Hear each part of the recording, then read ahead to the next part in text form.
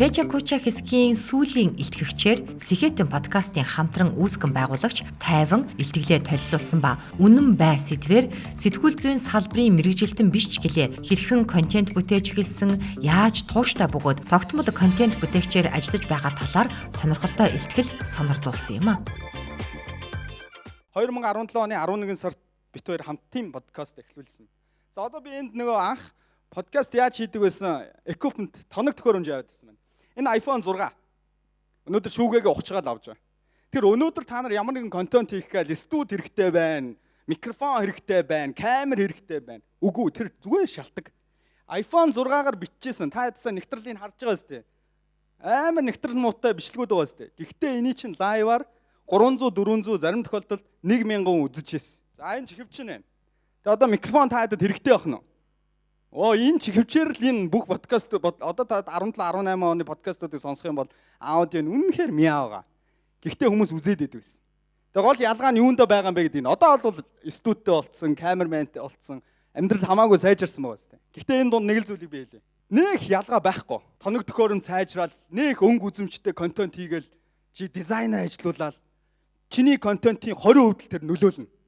80% нь бол ерөөсөө нөлөөлөхгүй.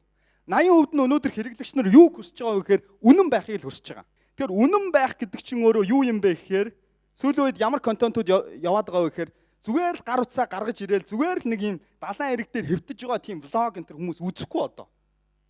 Харин зүгээр ядуу амьдрал, хэцүү амьдрал, өөрөөс нь долоондор байгаа амьдралуудыг хүн харж үзэж тэнд таашаад юм байна. Яагаад гэж хүн гэдэг чинь угийн муухай амтан. Өөрөөс нь хэцүү амьдрал байгаад тахаар тэнд бас сэтгэл нь ханаад байна шүү дээ. Тэр үнэн байдал яагаад хүнд хүрдгийг тод жишээ. Та зөвхөн YouTube дээр хайгаад 25 гэсэн нэг cancer гэсэн үгээр л подкастуудыг хайгаараа хамгийн өндөр үзүүлэлттэй байгаа. Яагаад гэж хүн өвчнөө ярьж хахад, хүн зовлонгоо ярьж хахад үннээ л ярьдаг байхгүй юу?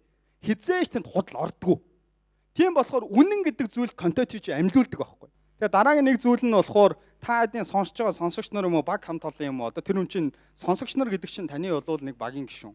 Тэр хүнтэйг үүсгэсэн итгэлээ бий болох хэрэгтэй.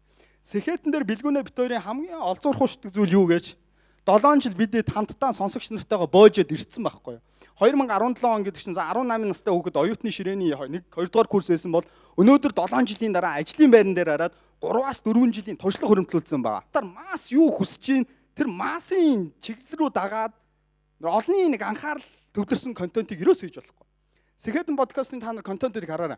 7 жилийн өмнө орсон дугаарыг сонсоход өнөөдөр ч тэр дугаараас 10-20% авах юм байж л байгаа.